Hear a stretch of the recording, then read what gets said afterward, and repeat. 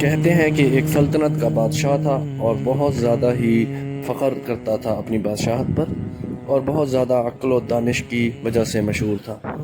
اس بادشاہ نے اپنے وزیر سے کہا کہ میں اپنی محفل میں رونقیں نہیں دیکھتا، ہنسی مذاق نہیں ہوتا، اور کوئی ایسے شخص کا انتظام کیا جائے جو ہم سب کو ہنسائے، اور وہ انتہا درجے کا بیوقوف شخص ہو جو اپنی بیوقوف باتوں سے سب کو کہہ کے لگوائے۔ اس کی بات پر عمل کیا گیا اور وزیر نے ایک ایسا شخص متعارف کرایا جس شخص کی باتوں سے سوالات کے جواب سن کر بادشاہ کہہ کے مارتا۔ کچھ عرصہ ایسے ہی چلتا رہا۔ بادشاہ نے اس شخص کی بیوقوفی دیکھ کر اس کو سر پر ایک بیوقوف، انتہا درجے کا بیوقوف شخص کا تاج پہنایا۔ بادشاہ نے جب اس طرح کیا، کچھ عرصے بعد بادشاہ بیمار ہوا، یہاں تک کہ وہ خلوت میں آ گیا۔ بادشاہ نے کہا کہ میں اب یہ ٹائم اس بیوقوف شخص کے ساتھ گزاروں گا۔ بادشاہ نے اپنا آخری ٹائم بیوقوف شخص کے ساتھ گزارنے کو انتخاب کیا۔ بادشاہ نے بیوقوف شخص سے کہا کہ پہلے میں سوال کرتا تھا اور تم ہنساتے تھے، آج تم سوال کرو گے، میں جواب دوں گا۔ بادشاہ صاحب نے جب اس سے یہ بات کہی، بادشاہ صاحب نے اسے اجازت دی۔ بیوقوف نے پہلا سوال یہ کیا بادشاہ صاحب سے، بادشاہ سلامت، آپ نے کہاں جانا ہے؟ بادشاہ نے جواب دیا، میں نے مرنا ہے، مرنے کے بعد قبر میں جانا ہے۔ بیوقوف شخص نے دوسرا سوال کیا کہ وہاں پر آپ نے کتنا عرصہ رہنا ہے؟ بادشاہ سلامت نے جواب دیا کہ وہاں پر جب تک میں اٹھایا نہ جاؤں۔ بیوقوف شخص نے تیسرا سوال کیا، پھر اس کے بعد آپ نے کہاں جانا ہے؟ آپ کا مقام کیا ہے؟ بادشاہ سلامت نے جواب دیا کہ میں نے اپنے مالک سے جا ملنا ہے۔ بیوقوف شخص نے چوتھا سوال کیا کہ پھر اس کے بعد کیا ہوگا؟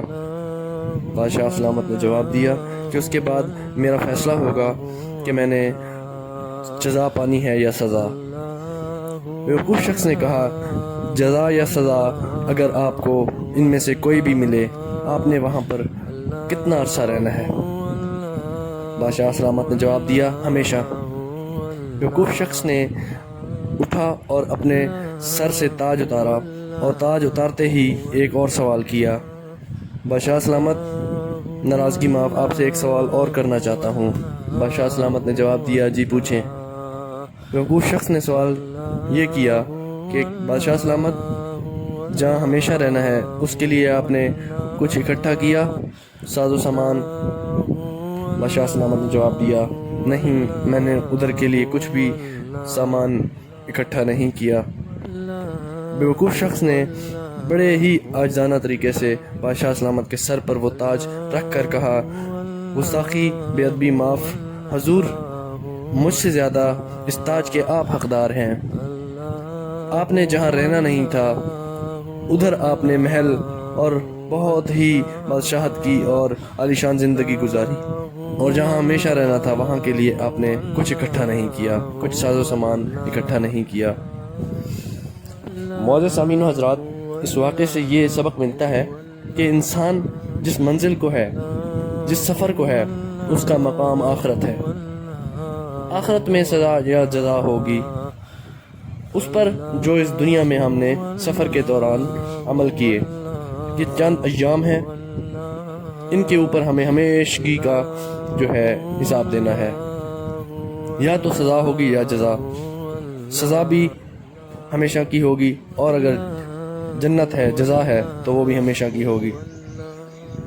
تو آپ سے گزارش ہے کہ آپ نے ہمیشہ کے سفر کو، ہمیشہ کی رہنے والی مقام اور منزل کو اگر آپ نے جانا ہے تو اس کے حساب سے آپ نے جو ہے اعمال کرنے ہیں، جو کہ ہمیں اللہ رب العزت اور اللہ کے حبیب صلی اللہ علیہ وسلم نے بتلا دیے ہیں۔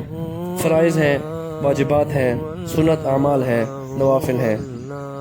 فرائض، واجبات اور سنت کی پوچھ ہوگی، نوافل ایکسٹرا ہیں، اور جو جتنا زیادہ اعمال کرتا جائے گا وہ اللہ کے اتنے قرب اور اللہ کے پاس جو ہے اعلیٰ اور تقویٰ کا معیار اور مقام پائے گا۔